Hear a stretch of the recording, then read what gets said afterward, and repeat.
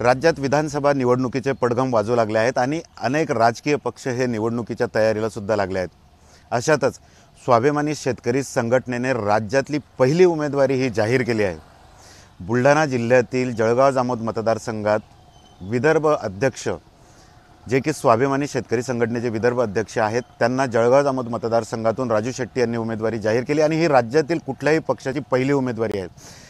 ज्यांना उमेदवारी जाहीर झाली ते विदर्भाचे अध्यक्ष प्रशांत डिक्कर आता आपल्यासोबत आहेत। दादा, काय म्हणाल, पहिली उमेदवारी तुम्हाला जाहीर झाली, काय भावना आहेत? खरं तर हे माझ्यासाठीच नाही तर संपूर्ण मतदारसंघातल्या प्रत्येक नागरिकांसाठी ही आनंदाची गोष्ट आहे।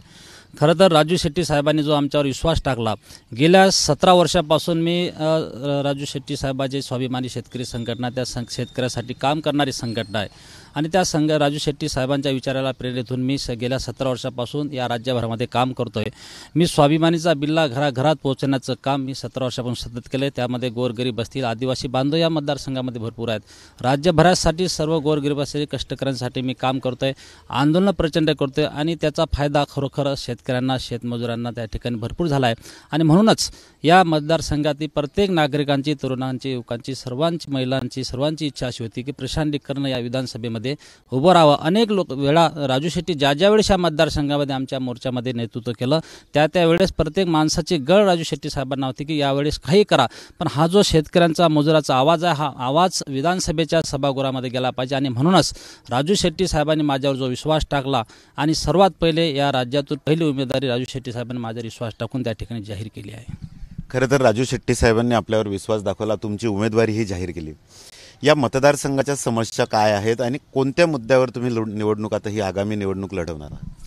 खरं तर गेल्या 20 वर्ष झाले या ठिकाणी भारतीय जनता पार्टीचे आमदार संजय कुटे मंत्रिपदसुद्धा त्यांनी मागील दिवसाकाळमध्ये भोगला आहे, परंतु ज्या प्रमाणामध्ये विकास पाहिजे त्या ठिकाणी विकास नाही आहे। केवळ भ्रष्टाचाराचे कुराण प्रत्येक कार्यालय त्या ठिकाणी भ्रष्टाचाराने बरबटले आहेत आणि दुसऱ्या बाजूने केवळ गोरगरिबांचं रक्त त्या ठिकाणी शोषण करण्याचं काम त्यांच्याकडून होत आहे।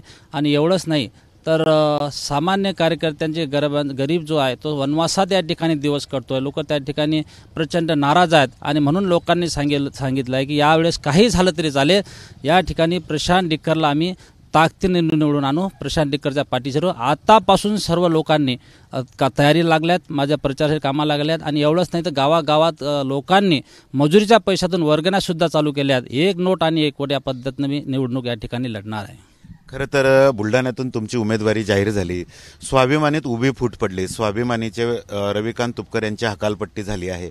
कसं चित्र असेल, कशा पद्धतीने आता तुम्ही ह्या सर्व डॅमेज कंट्रोल आहे, या डॅमेज कंट्रोलमधून निवडणूक कशी लढवणार?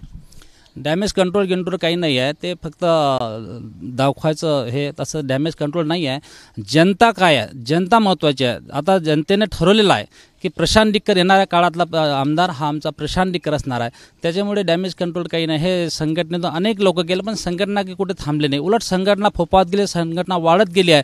आणि आमच्या संघटनेचे खरे नेते हे राजू शेट्टी साहेब आहेत, हे संघटनाच राजू शेट्टी साहेबाची आहे आणि राजू शेट्टी साहेबाचा विश्वास हा महाराष्ट्रातल्या पूर्ण जनतेचा विश्वास राजू शेट्टी साहेबांवर आहे। त्याच्यामुळे कोण आलं कोण गेलं त्याचा संघटनेला अजिबात फरक पडत नाही आणि म्हणून इथं संघटनेचं सर्वाधिक काम जास्त आहे, संपूर्ण महाराष्ट्रामध्ये संघटनेचं काम जास्त आहे, त्याच्यामुळे त्याचा फरक मला काही पडणार नाही आहे। खरं तर स्वाभिमानी शेतकरी संघटना अनेक निवडणुका लढवते, पण ऐन निवडणुकीच्या वेळी कुठल्या तरी पक्षाशी युती किंवा आघाडी करते, यावेळेस नेमका काय विचार आहे? नाही, अजून तरी वरच्या लेवलवर जर पाहिलं राज्य पातळीवर तर स्वाभिमानी शेतकरी संघटनेचे राजू शेट्टी साहेब आमचे प्रमुख आहेत, तशा काही त्या ठिकाणी काही आघाड्या युत्या असं अजून काही चर्चा नाही आहे। नाही, पण काल राजू शेट्टी साहेब हे मंत्री, जे आरोग्यमंत्री आहेत तानाजी सावंत यांच्या घरी जाऊन भेटले, 1.5 तास त्यांच्यात चर्चा झाली। यावरून वाटतंय काहीतरी आघाडी होईल शिंदे गटाशी किंवा भाजपशी?